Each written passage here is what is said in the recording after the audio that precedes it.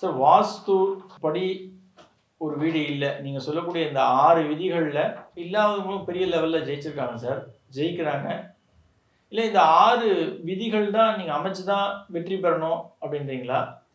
இல்லை இந்த 6 விதிகள் இல்லாமல் ஒரு 2 விதி 3 விதி இல்லை தவறான தெருக்கூத்துக்கள் கூட இருக்காங்க, அவங்களும் ஜெயிக்கிறாங்களா சார்? இது எப்படி சாத்தியமாக இருக்குது? இல்லை வாஸ்து அங்கே பொய்யா?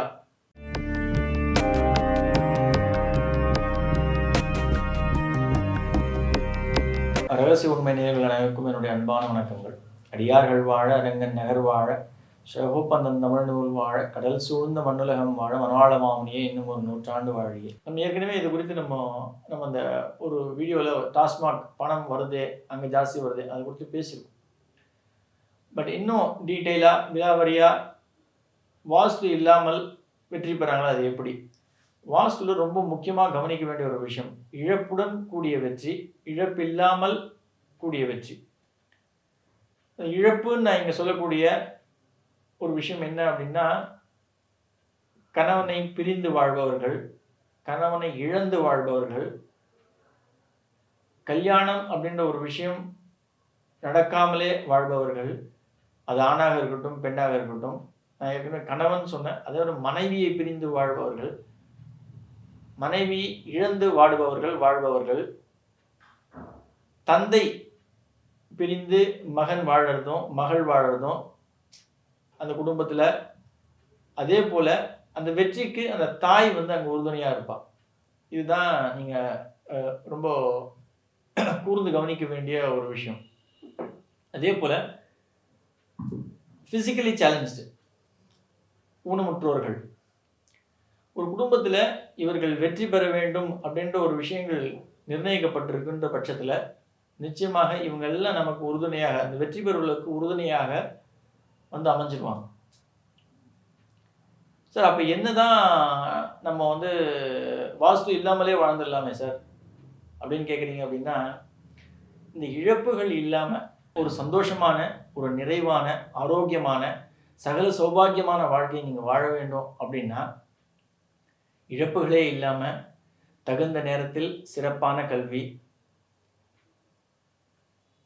முடிந்தவுடன் ஒரு கை நிறைய சம்பளம் கூடிய ஒரு வேலை, அந்த வேலையோடு ஒரு நல்ல மணமகன் மணமகள், அந்த மணமகன் மணமகளை தொடர்ந்து திருமணமான பிறகு ஒரு அழகிய செல்வம், குழந்தை செல்வத்தோடு கிடைக்கின்ற வாழ்க்கை.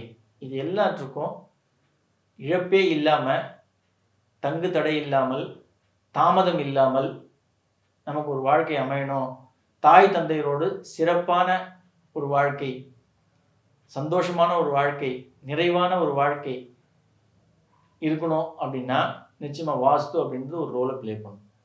அந்த விஷயத்துக்கு தான் இந்த 6 அடிப்படை விதிகள் ஒரு முக்கியத்துவம் கொடுத்து நம்ம கொண்டு அதனுடைய வழிநடத்தலில் நம்ம வாழணும் சார். ஆனால் வாஸ்துபடியே இல்லை சார், ஆனால் அவங்க ஜெயிக்கிறாங்க. அந்த இடத்துல தான் இழப்புடன் கூடிய ஒரு வெற்றி இருக்கும். அவங்க வெற்றி பெறாங்கன்னா, அவங்க கை நிறைய சம்பாதிக்கிறாங்க அப்படின்னா, அவங்க ஆரோக்கியமாக இருக்காங்க, சந்தோஷமாக இருக்காங்க, நிறைவாக இருக்காங்க, குழந்தை பேரோடு இருக்காங்க அப்படின்னா, அந்த இடத்துல ஒரு இழப்பு இருக்கும். அந்த இழப்பு அப்படின்றது ஒரு கணவனை பிரிந்தவர்களோ, மனைவியை பிரிந்தவர்களோ, அதே போல் ஊனமுற்றவர்களோ. நீங்கள் இப்போ நான் ஊனமுற்றவர்கள்னு சொல்லும் பொழுது, அவங்க வீட்டில் வேலை செய்கிறவங்க கூட ஒரு கணவனை பிரிந்தவர்களாக இருப்பாங்க, கணவனை இழந்தவர்களாக இருப்பாங்க. அதே போல் அவங்க ஃபிசிக்கலி சேலஞ்சாக அவங்க ஒரு 2வது ஆள் வேலை செய்வாங்க. இப்போ ஒரு பெரிய இடத்துல போய் பார்க்கும்பொழுது அந்த இடத்துல பசங்களை ஹாஸ்டலில் சேர்த்துருப்பாங்க. அந்த வீடு அந்த மாதிரியான அமைப்பில் இருக்கும் பொழுது கணவன் வெளிநாட்டில் வேலை செய்வார், மனைவி வெளியூரில் வேலை செய்வாங்க. கணவன் தன் குழந்தைகளை பார்த்துப்பாங்க, மனைவி தன் குழந்தைகளை பார்த்துவார். கணவன் வேலை நிமித்தமாக, தொழில் நிமித்தமாக 365 நாளில் 300 நாள் இல்லை 10 மாதம் வெளிநாட்டில் இருப்பார், வெளியூரில் இருப்பார், தொழில் நிமித்தமாக. இது மாதிரி அந்த வீடு பிரித்து வச்சிடும். அது ரொம்ப கூர்ந்து கவனிக்க வேண்டிய ஒரு விஷயம். சரி, கணவன் மனைவி பிரிந்து கூட 10வது படிக்கிறான் சார் பையன், அவனை நாங்கள் போர்டிங் ஸ்கூலில் போட்டுட்டோம், ஒரு ரெசிடென்ஷியல் ஸ்கூலில் போட்டுட்டோம், அங்கே தான் போய் தங்கி படிக்கிறா என் பொண்ணு. இதுதான் வாஸ்துவில் ரொம்ப கூர்ந்து கவனிக்க வேண்டிய ஒரு முக்கியமான ஒரு விஷயம். அது மட்டும் இல்லாமல் அவங்க வீட்டில் 3 வேலைக்காரி இருப்பாங்க. பாத்திரம் தேய்க்கிறதுக்கு ஒருத்தர் இருப்பாங்க, சமையல் பண்ணுறதுக்கு ஒரு மெய்டு இருப்பாங்க, அதே போல் கூட்டி பெருக்கிறதுக்கு ஒரு ஆள் இருப்பாங்க, செடிகளுக்கு தண்ணி கொட்டுபவர், காரை ஓட்டுறதுக்கு, காரை வந்து க்ளீன் பண்ணுறதுக்கு, இந்த மாதிரி பலதரப்பட்ட விஷயங்களுக்கு ஒவ்வொரு ஆட்கள் நியமிக்கப்பட்டிருப்பாங்க. அவங்களுடைய வாழ்க்கையும் ரொம்ப க்ளோஸாக கவனிக்க வேண்டும். இவங்க எல்லாம் வந்து நமக்கு சேரும் பொழுது இதில் இவர்கள் வந்து ஏதாவது ஒரு இழப்புடன் கூடிய ஒரு விஷயத்தோட அவருடைய வாழ்க்கையை நிகழ்த்தி கொண்டிருப்பார்கள். அவங்க வந்து ஃபிசிக்கலி சேலஞ்சாக இருக்கலாம், அவங்களுக்கு மனைவி இழந்திருக்கலாம், இல்லை மனைவிக்கு உடல் உபாதைகள் இருக்கலாம், தன் கணவனுக்கு வந்து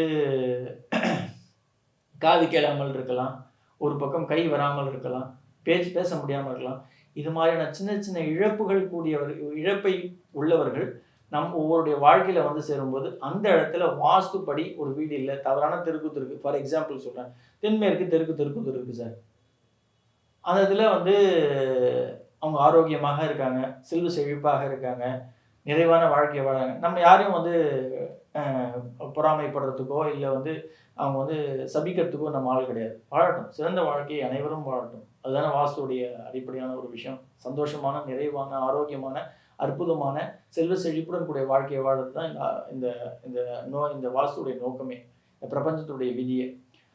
அந்த இடத்துல அவங்க வாழணும் அப்படின்ற ஒரு பட்சம் இருக்கும் பொழுது, ஒரு விதி இருக்கின்ற போது, அவர்களுக்கு இவர்கள் மூலியமாக இழப்புடன் கூடிய ஒரு வெற்றியை நிர்ணயிக்கப்படுகிறது. இந்த இழப்பை உள்ளவர்கள் இவர்களுடைய வாழ்க்கையில வந்து ஒரு அங்கமாக இணைவார்கள். அவங்க வந்து இணையும் பொழுதுதான் அவர்களுடைய வாழ்க்கையில ஒரு பெரிய மாற்றம் ஏற்படும். விலங்குகள் அவர்கள் வளர்க்கின்ற இந்த வளர்ப்பு பிராணிகள், பெட் அனிமல்ஸ், அது ஒரு மிகப்பெரிய ரோலை பிளே பண்ணும். வாஸ்துல இப்போ நான் சொன்ன இழப்புடன் கூடிய வெற்றி, இழப்பு இல்லாமல் கூடிய ஒரு வெற்றியை பற்றி பேசணும். அதே போல அதை இணைந்து இந்த செல்ல பிராணிகள் வந்து ஒரு மிகப்பெரிய ரோலை பிளே பண்ணும். அந்த செல்ல பிராணிகளை விட ஆண் விலங்கா பெண் விலங்கா அப்படின்றது வந்து அதுவும் ஒரு முக்கியமான ரோலை பிளே பண்ணும். இது குறித்தும் நம்ம ஏற்கனவே பேசியிருக்கோம். இது குறித்தும் வரும் நாட்களிலும் நம்ம நிச்சயமாக பேசுவோம். ஏன்னா பிராணிகள் அப்படின்னு பார்க்கும்போது அது அது நாயாக இருக்கலாம், அதே போல் பூனையாக இருக்கலாம், இது மாதிரி பசு மாடாக இருக்கலாம். காரணம் கொண்டும் நீங்கள் வந்து பறவைகள் மட்டும் வீட்டில் வளர்க்காதீங்க. ஒரு ஆடட் டிப்பாக சொல்கிறேன். அது வந்து லவ் பேர்ட்ஸாக இருக்கலாம், இல்லை வந்து உங்களுடைய பேரட்டாக இருக்கலாம், அந்த சிட்டுக்குருவிகளாக இருக்கலாம்.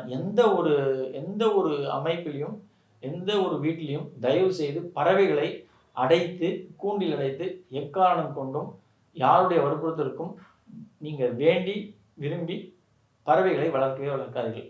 அவைகள் பறப்பதற்கு, சுதந்திரமாக வளர்ந்து வாழ்வதற்கே பறவைகள், அவைகளை அடைக்காதீர்கள். அது ஒரு மிகப்பெரிய டிசாஸ்டர்ஸான ஒரு லைஃப் கொண்டு வந்து நிறுத்தும். வாஸ்துப்படி இருந்தாலும் சரி, வாஸ்துப்படி இல்லைனாலும் சரி, அந்த வழியை நம்ம நேரில் அனுபவிக்க வேண்டாம் அப்படின்றதுக்காக ரிக்வஸ்ட் பண்ணி கேட்டுக்கொள்ள விஷயம். அதே போல் ஒரு வீட்டில் தவறு இருக்குது அப்படின்ற பட்சத்தில் நான் ஏற்கனவே சொன்னேன், இந்த ஸ்பின்ஸ்டர்ஸ், டிவோர்ஸி, சிங்கிளாக இருக்கவங்க, விதவைகள், கணவனை இழந்தவர்கள், மனைவி இழந்தவர்கள், இவர்களெல்லாம் வந்து ஒரு இணைவாக வந்து அமையும் பொழுது அந்த இடத்துல வெற்றி அப்படின்றது வந்து சாத்தியமாகிறது. ஆனால் இந்த இழப்புகள் இல்லாமல் நீங்கள் ஜெயிக்கணும் அப்படின்னா அதுக்கு வாஸ்து அவசியம். 6 விதிகள் படி அமைச்சிக்கிறது, 6 முடிவுலாம் 5வது விடியாத அமைச்சிக்கிறது மிகச்சிறந்த வாழ்க்கையை, சிறப்பான வாழ்க்கையை, ஆரோக்கியமான வாழ்க்கையை, நிறைவான வாழ்க்கையை அமைத்து தரும் வாஸ்து சாஸ்திரம். நன்றி. ஆழ்வார் ஆச்சாரியன் எம்பெருமானார் ஜியர் திருவிழியே சனம், ஆண்டாள் சொக்கலிங்கம் திருவிழியே சனம் சனம் சனம்.